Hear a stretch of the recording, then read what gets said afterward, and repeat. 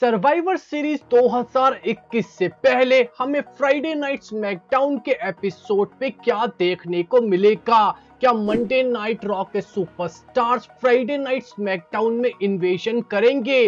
Roman Reigns क्या officially हमें अब स्मैकडाउन के किंग बनते हुए नजर आएंगे? साथ में दोस्तों बात करेंगे कुछ बड़ी रेसलिंग अपडेट्स के बारे में, जिसमें सबसे ऊपर होगी कि रोमन रेंस ने द रॉक को क्या जवाब दिया। क्या सर्वाइवर सीरीज पे द रॉक की रिटर्न होगी? सेथ रोलिंस ने कैसे द रॉक को ट्रोल करा? बिग ई किसको करना चाहते हैं रिटायर? कैसे बेकी लिंच ने रिक फ्लेयर को जवाब दिया? और ब्रॉक लेसनर के बारे में फिर से बॉबी लैशली ने क्या कहा? होगा दोस्तों ये सब इस वीडियो में रिवील। मेरा नाम है नितिश वशिष्ठ एंड आप देख रहे हैं WWE हिंदी एम्पायर चैनल।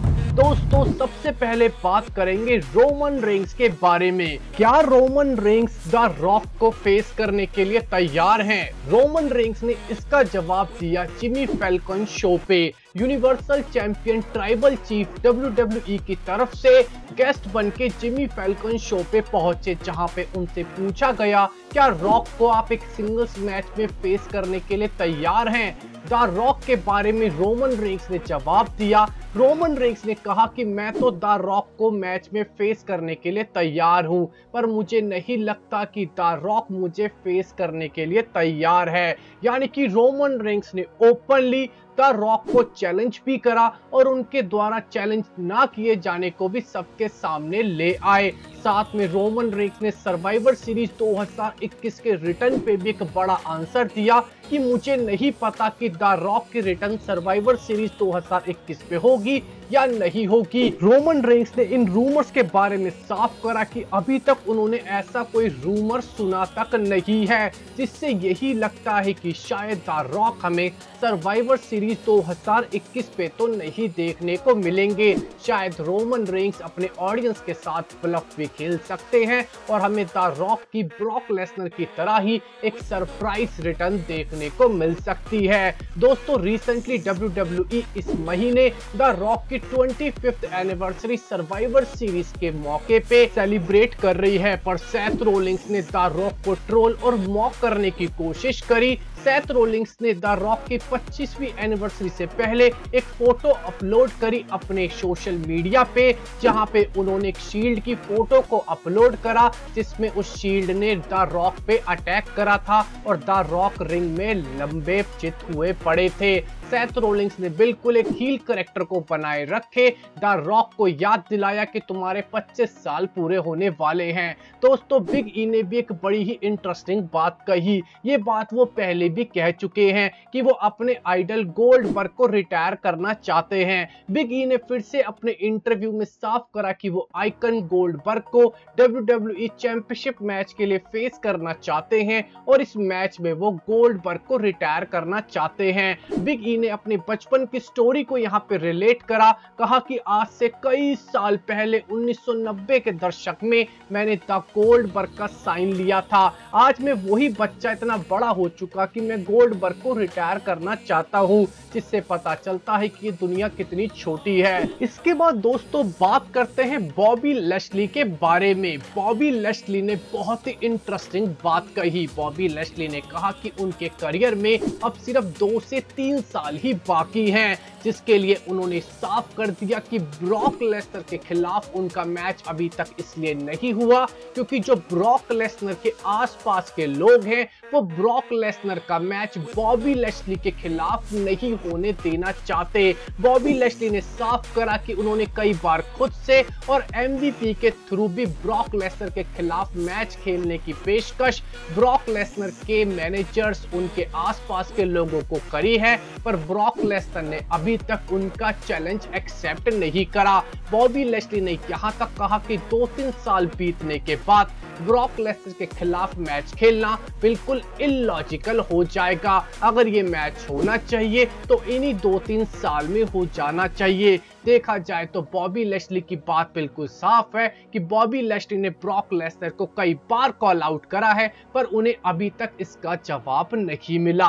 अब दोस्तों बात करते हैं 19 नवंबर 2021 के फ्राइडे नाइट स्मैकडाउन के एपिसोड के बारे में कि हमें इस फ्राइडे नाइट स्मैकडाउन के एपिसोड पे WWE क्या क्या दिखाएगा। दोस्तों हमें साशा बैंक्स और शॉटसी के बीच में एक सिंगल्स मैच देखने को मिलेगा, क्योंकि शॉटसी ने अब से कुछ टाइम पहले हील टर्न लेते हुए साशा बैंक्स पे एक ब्रूटल अटैक करा था। अब साशा बैंक्स और शॉटसी बेशक सर्वाइवर सीरीज की वुमेन्स टीम की एक टैग टीम पार्टनर्स हैं, पर इन दोनों के बीच में तो कॉन्फ्लिक्ट जारी है। इसीलिए साशा बैंक्स शॉटसी से इस फ्राइडे नाइट स्मैकडाउन के एपिसोड पे एक सिंगल्स मैच में भिड़ेंगी और पूरी उम्मीद है कैप्टन साशा बैंक्स शॉटसी को एक सबक भी सिखाएंगी। इसके अलावा हमें स्मैकडाउन की मेंस टीम के कैप्टन ड्रू मैकइंटायर का भी ओपन चैलेंज कंटिन्यू होता हुआ नजर आएगा और ड्रू मैकइंटायर को उन्हीं की टीम में से कोई सुपरस्टार, हो सकता है सैमी ज़ाइन, भी फिर से चैलेंज करते हुए नजर आए और ड्रू मैकइंटायर अपने इस ओपन चैलेंज में हमें जीतते हुए दिखे। पिछले हफ्ते हमने देखा था कि कैसे टोनी स्टॉर्म का चैलेंज शॉर्लेट फ्लेयर ने रिफ्यूज कर दिया। हमें टोनी स्टॉर्म फिर इस हफ्ते शॉर्लेट फ्लेयर को कन्फ्रंट करती हुई दिख सकती हैं और स्मैकडाउन की वुमेन्स चैंपियनशिप के लिए फिर से चैलेंज करती हुई नजर आ सकती हैं, जिसे शॉर्लेट फ्लेयर फिर से रिफ्यूज कर देंगी। पर दोस्तों हमें सोनिया डेविल अनाउंस करती हुई दिखेगी कि टोनी स्टॉर्म आलिया की जगह अब हमें सर्वाइवर सीरीज की वुमेन्स टीम में देखने को मिलेगी और शॉर्लेट फ्लेयर कहेगी कि अगर ये मैच टोनी स्टॉर्म जीतने में कामयाब रहती है तो उन्हें स्मैकडाउन की वुमेन्स टाइटल का मैच मिल जाएगा। पर दोस्तों साथ में हमें एडम पियर्स मेंस टीम में भी सैमी ज़ाइन की सर्वाइवर सीरीज की रिप्लेसमेंट की अनाउंसमेंट करते हुए दिखेंगे, जो मुझे पूरी उम्मीद है कि इस साल हमें शेमस देखने को मिलेंगे। हमें शेमस और सिजारो के बीच में बी द बार यानी कि एक सिंगल्स मैच देखने को मिल सकता है, जिसमें हमें रिज हॉलैंड शेमस की मदद करते हुए दिख सकते हैं। इसके बाद शेमस हमें इस सर्वाइवर सीरीज के लिए क्वालिफाई करते हुए नजर आ सकते हैं। साथ में दोस्तों पिछले हफ्ते हमें जिंदर महल और शैंकी हिट रो को रोस्ट करते हुए नजर आए थे।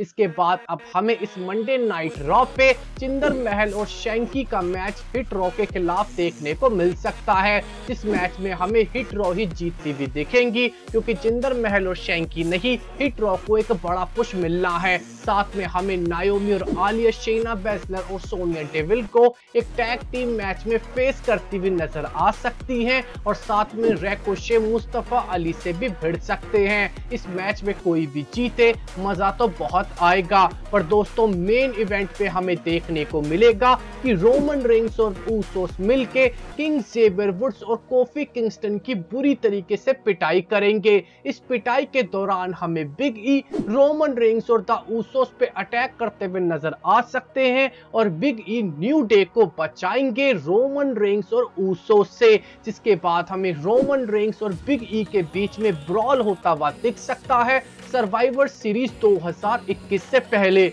जैसे कि रोमन रेंस ने जिमी फैल्कन शो पे कहा है कि वो बिग ई को स्मैश करेंगे और बिग ई को सर्वाइवर सीरीज 2021 पे खत्म कर देंगे। पर इससे पहले बिग ई हमें रोमन रेंस पे एक बार भारी पड़ते हुए दिखेंगे, वो भी इसी फ्राइडे नाइट स्मैकडाउन में। तो दोस्तों आपको क्या लगता है कि बिग ई और रोमन रेंस का जब ब्रॉल होगा तो इन दोनों में से कौन सा ज्यादा ताकतवर दिखेगा? कमेंट सेक्शन में जरूर बताइएगा।